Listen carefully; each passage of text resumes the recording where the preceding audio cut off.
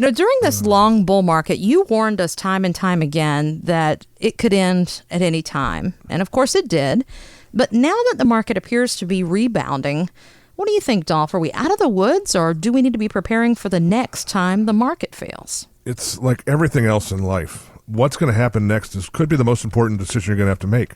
Are you willing to take the chance? I had this client. He's 61 years old now. He was 55 when I first met him. He was in the coal business, rocking and rolling in the coal business. They were doing great and so forth. Hard worker, it sounds like. Oh, yeah.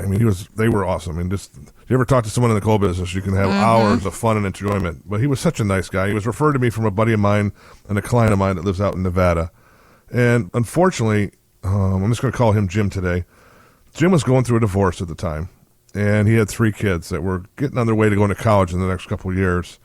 And so his life was in turmoil. Job started taking a little turn for the worse. If you think about all the different things you're going through a divorce, the kids are getting ready for college, your job's under, a lot of stress. Mm-hmm.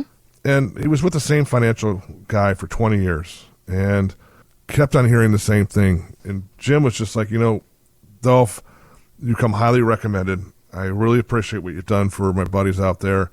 I said, I know another market downturn is going to happen. I don't know when, but I know it's going to happen, and I don't want to be involved in this.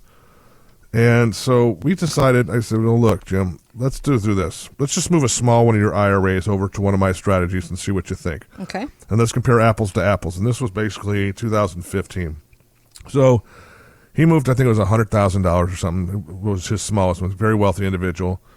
And then 1 year later, he compared the return on that one from what I had with no fees locked in compared to his brokerage account. And you saw this little twinkle in his eye. Oh. And mind you, Jim is 6'7", and he's a big boy. Mm-hmm. And after seeing that, he was like, why would I do all this hard work paying fees for that when I got this instead, and it's locked in? Mm-hmm. And so long story short, Jim progressively moved the rest of his portfolio over to me, diversified it very nicely, and happy to see he retired this January 7th this year, he retired. And the best part about it, when the market started crashing, he wasn't worried about it, and because he got to his goal, and we got there safe and sound. And I'll never forget Jim coming up to me and saying, right after middle of March, he's saying, "Made the right decision, didn't I?" And we just smiled at each other. I remember telling Jim, it's like, the next decision you make is the most important. And Jim's an avid golfer, and I always tell him, it's like the next shot you have in life is the same thing as a golf. The next shot is your most important shot. If you're playing chess, the next move you make is the most important move you're going to make. And when you're talking about your portfolio, guys like Jim, it's like the next decision you make could affect the rest of your life. Now, if he didn't move his money over, would he have retired in January? I don't know.